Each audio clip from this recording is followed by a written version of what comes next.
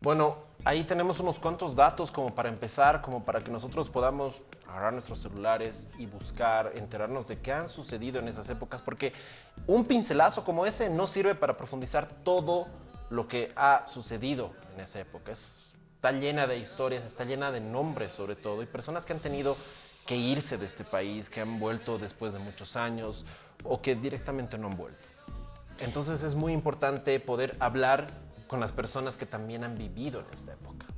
En este sentido tenemos una entrevista sumamente importante para nosotros porque vamos a hablar, si bien con un gestor cultural, pero lo vamos así a presentar bien, sobrino de las hermanas Espinosa, cantantes de música boliviana que dejaron huella a mediados del siglo XX. Se hizo músico siendo tan solo un niño y muy joven hizo la guitarra para adentrarse por América Latina. El Atoj fue su sentido apodo y él se fue interesando más y más por todo el arte, pintura, teatro, títeres, violín, y en este sentido, siendo muy joven también, él ha tenido que pasar y vivir el terrible episodio de la dictadura. Hoy estamos muy agradecidos de tenerlo con nosotros. Juan Espinosa, ¿cómo estás? Bienvenido. Gracias de todo corazón por estar en Culturas BTV. Un gusto estar con ustedes y poder compartir un poquito de la vida. Creo que es parte de las necesidades de contarnos y de que nuestros jóvenes, nuestras jóvenes, sepan qué ha pasado en años anteriores. Es una responsabilidad desde los medios el poder unir estos espacios de la historia que son tan distintos y que han sido tan cruentos para América Latina. Esa es la historia, ¿no? Pero ¿cómo inicia tu historia, sobre todo tu historia en el arte, este camino que te ha llevado a enfrentar justamente una dictadura mientras hacías arte? La dictadura de Banzer, que es la que se inicia el 71 con el golpe a Juan José Torres, me agarra muy jovencito, en tránsito de La Paz a Cochabamba, justamente a un espacio donde mi padre se hace gestor, y es gestor durante muchos años, el Centro Cultural Portales. Él estuvo ahí, lo llevaron para allá, entonces acompañábamos como familia. Y ese proceso fue el entrar a un espacio desde un centro cultural donde yo me inicié mirando, apreciando y admirando a los artistas. Justo el Centro Cultural Portales es una institución muy importante de lo que ha sido la historia de la gestión cultural aquí en Bolivia. Me encanta que podamos saber que estas instituciones han estado operando desde hace muchos años. Correcto. Y que justamente han sido parte de esta historia. Sí, Portales antes con un énfasis más pedagógico, ¿sí? Es a partir y a raíz de un poco del viaje de mi padre para allá que abren toda la fase cultural.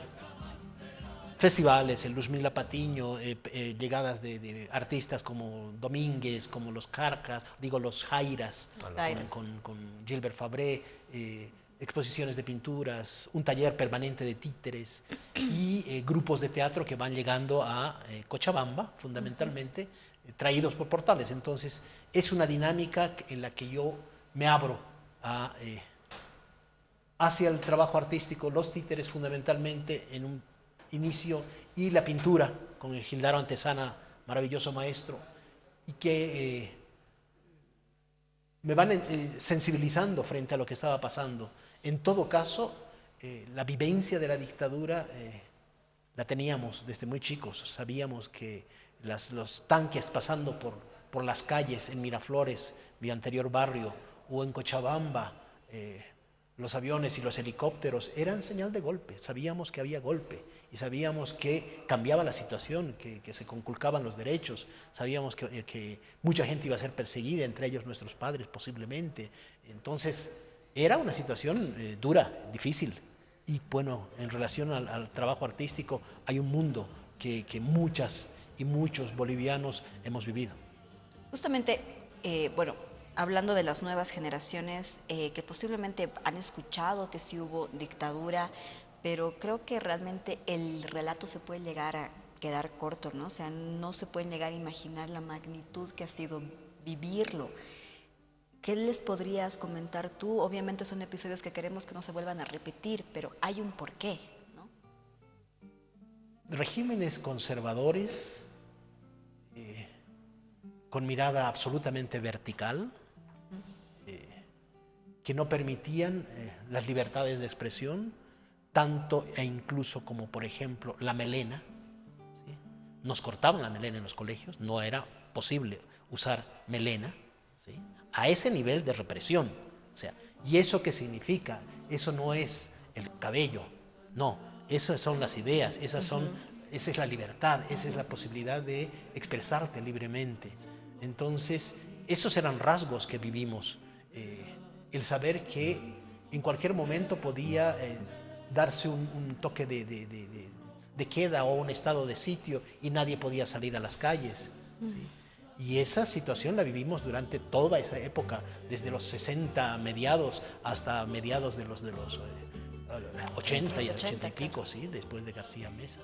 Entonces, realmente es una etapa que para nadie la deseamos a nadie.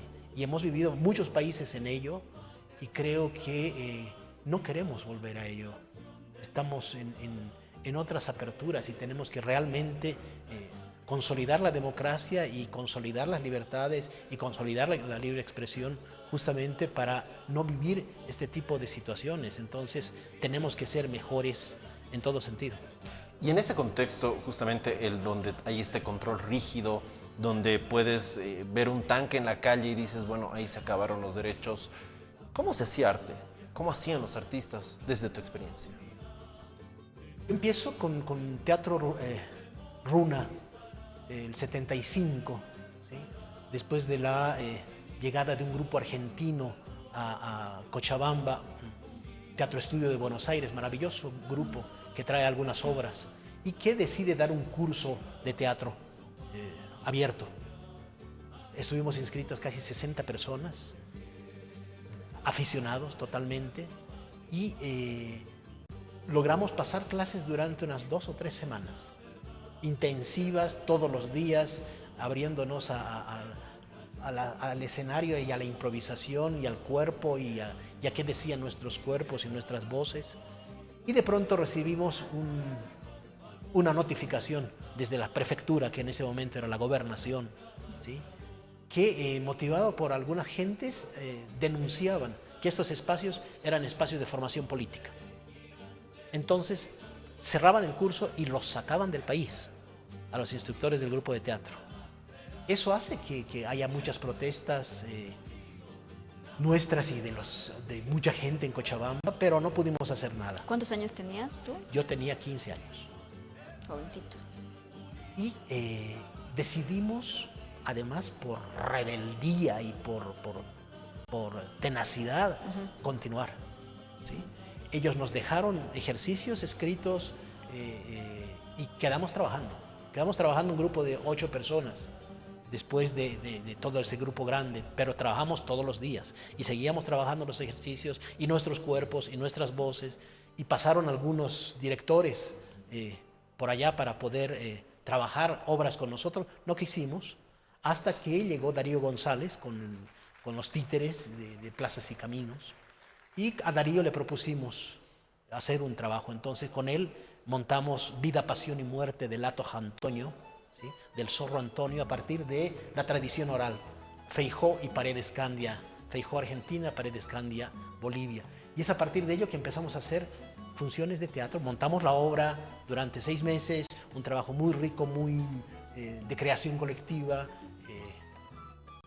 en una apuesta muy moderna para el momento, ¿sí? Todos eran máscaras de animales y eran mallas, ¿sí? Leotardos de 2 colores, cada uno de distintos colores, y hacíamos la escenografía con el cuerpo y trabajábamos el espacio recreativamente, y había mucha música y había mucha crítica política y social en la obra a partir de los cuentos, ¿sí? Entonces, y con ello nos movimos de pueblo en pueblo por toda Bolivia, de pueblito en pueblito. Llegábamos a los confines más locos de Bolivia, en el altiplano, en el Chaco, en el Valle, ¿sí?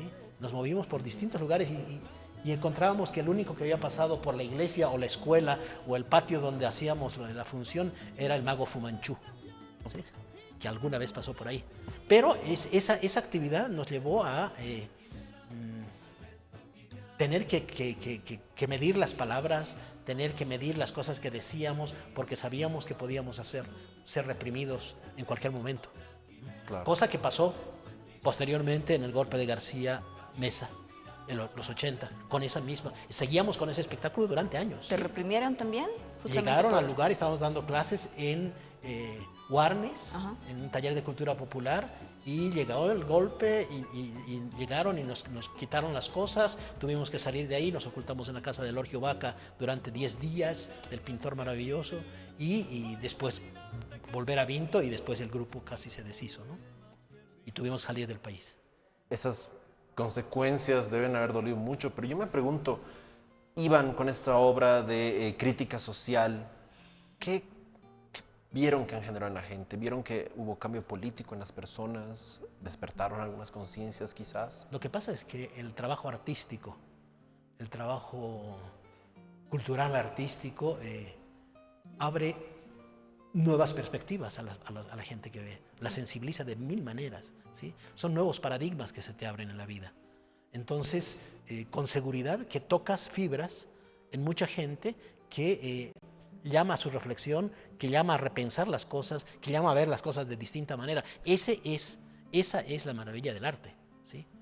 No necesitas decirte textualmente que estás siendo reprimido, pero te puede mostrar a través del cuerpo que estás siendo reprimido, ¿sí? Y no necesitas decir que debemos ser respetuosos entre todas y todos y todes, ¿sí? Sino mostrarlo y poder a partir de ello generar reflexiones que sean positivas. O sea, el trabajo no es inmediato, no es que dices y cambias totalmente, no. Es todo un trabajo permanente, es un trabajo paulatino, es un trabajo...